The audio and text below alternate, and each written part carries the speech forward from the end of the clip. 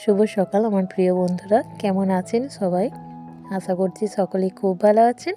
আপনাদের ভালোবাসা ও আশীর্বাদে আমরাও বেশ আছি। এখন দেখুন, ছেলে যাচ্ছে পিসুমণির বাড়ি। পরীক্ষা হয়ে গেছে, কোথাও তো যেতে পারেনি, আবার পড়া শুরু হয়ে যাবে। আর আজকে হচ্ছে দিনটা 1 জানুয়ারি, আর 2 তারিখ থেকে তো ওদের স্কুল খুলে যাবে।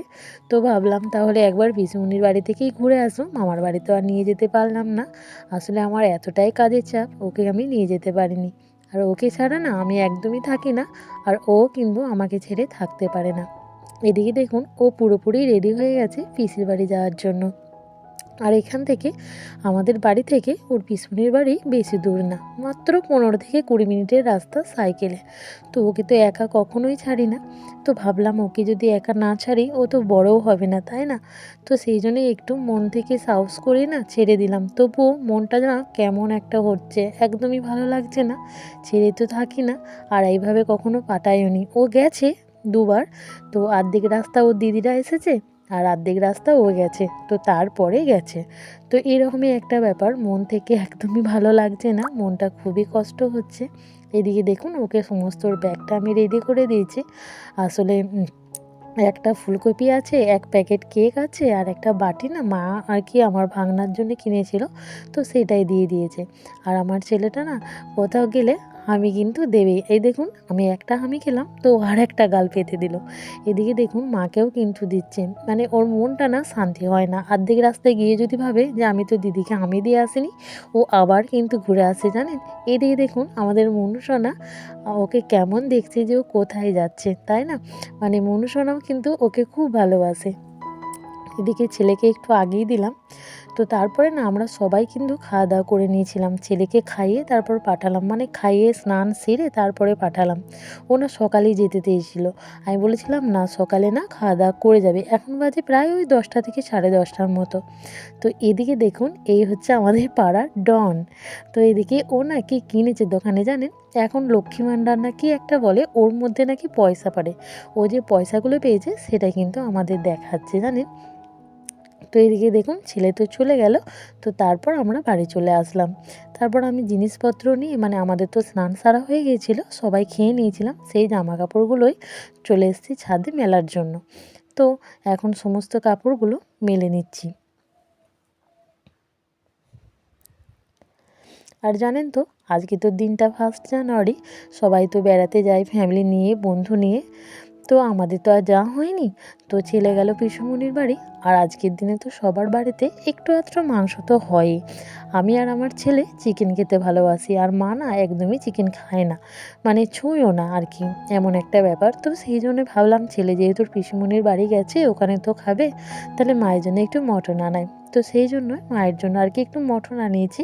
তো সেটাই আর কি রান্না করব। সেই জন্য তাড়াহুড়ো কিছুই করিনি, ঝোল ভাত করব আর একটু ভাজাভুজি করে নেব। তো এইদিকে দেখুন, ওই যে পাশের বাড়ির এক দিদি জামা কাপড় মেলছিল, ওই দিদির সাথে গল্প করতে করতে সমস্ত জামা কাপড়গুলো মেলে নিলাম। আর পাশের 2তলা বাড়িটা থেকে এক দিদার সাথে কথা বলছিলাম। তো অনেকক্ষণ ধরে দিদার সাথে কথা বলছিলাম, মানে একটু ইয়ার্কি কথা মানে মারছিল আমার সাথে। তো সেই নিয়ে একটু হাসাহাসি করছিলাম, আর পাশের বাড়ির দিদির সাথেও তাই। তো সেই জন্য ছাদে গল্প করতে করতে দেখুন, ধানগুলো আমার মেলাও হয়ে গেল, কাপড়গুলোও মেলা হয়ে গেল। তবু জানেন তো, মনটা যেন কী যেন একটা নেই, কী যেন একটা নেই, এরকম একটা ব্যাপার। তো তারপর দেখুন, তরকারি কাটতে বসে গেছি। আজকে সেরকম কিছুই করব না, আজকে বেগুন ভাজবো, শিম ভাজবো, আর শাক ভাজা করব। তো সেই জন্য, আর ওইতে মাংসটা হবে, তো সেইগুলোই এখন কিন্তু কেটে নিচ্ছি। তো চলুন বন্ধুরা, কয়েকজন কমেন্টের নামগুলো আমি নিই। মানে আমাকে এত এত ভালোবাসা দিচ্ছে অনেক দিদি ভাইরা, যেটাতে খুব খুব ভালো লাগছে, জানেন তো? মানে এত ভালোবাসা পাবো একদমই ভাবতে পারিনি। তো আপনাদের ভালোবাসাই কিন্তু পারে আমাকে অনেকটা দূর এগিয়ে নিয়ে যেতে। তো আপনাদের কয়েকজনের নাম আমি বলছি, যেমন সমা blog channel, Shampa blog channel. আপনাদের অসংখ্য ধন্যবাদ দিদিভাই, আপনারা এইভাবেই আমাকে ভালোবাসা দিন, আর আমার পাশে থাকুন। আপনাদের ভালোবাসাই পারবে আমাকে অনেক দূর পৌঁছে দিতে। কুকুমনির রান্নাঘর, Laltu Kunti kitchen and blogs, Susmita Ghosh খেলাঘর, Jahin creation, Shahin Akter, Kakoli kitchen home, অনেকেই আর কি কমেন্ট করেছেন, যেটাতে খুব উৎসাহ পাচ্ছি আমি। আপনাদেরকে অসংখ্য ধন্যবাদ। একটা ছোট্ট কথা ধন্যবাদেও হয়তো আপনাদেরকে আমি বোঝাতে পারছি না।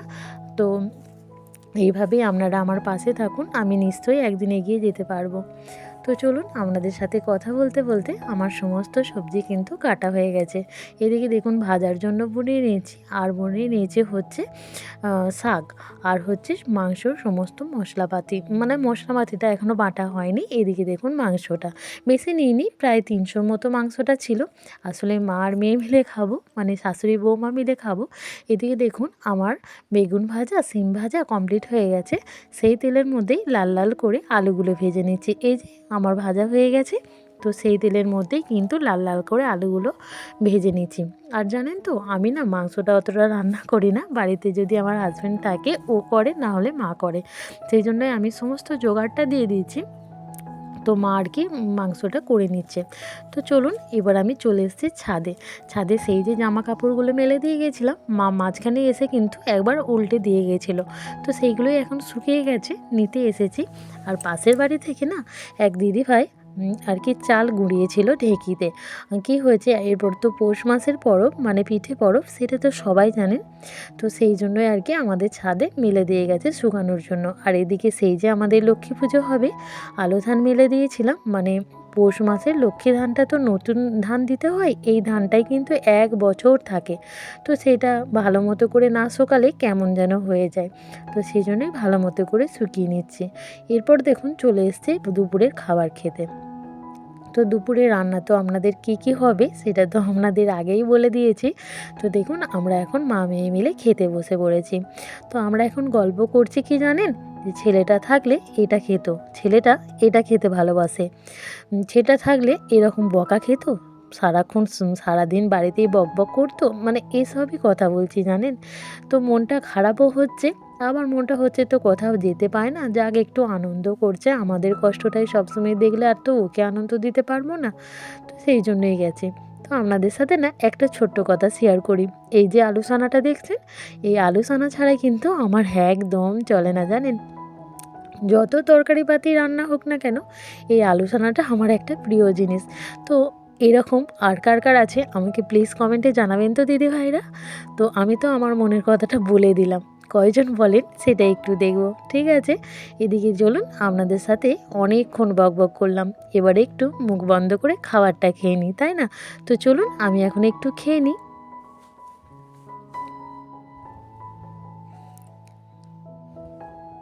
এর মধ্যেই ছেলেকে কিন্তু একবার ফোন করে নিয়েছিলাম, বললাম বাবা তুমি কি ভাত খেয়েছো? বললো হ্যাঁ মা আমি খেয়ে নিয়েছি। ইতিমধ্যে অনেকটা সময় পার করে ফেলেছি। আজ তো বুধবার, আর কাল হচ্ছে বৃহস্পতিবার, আমাদের লক্ষ্মী পুজো হবে। তো সেই জন্যে বিকেলবেলায়, মানে বিকেলের পরে আর কি সন্ধ্যার দিকে করে উঠোনটা পুরোটাই কিন্তু নেপা হয়ে গেছে।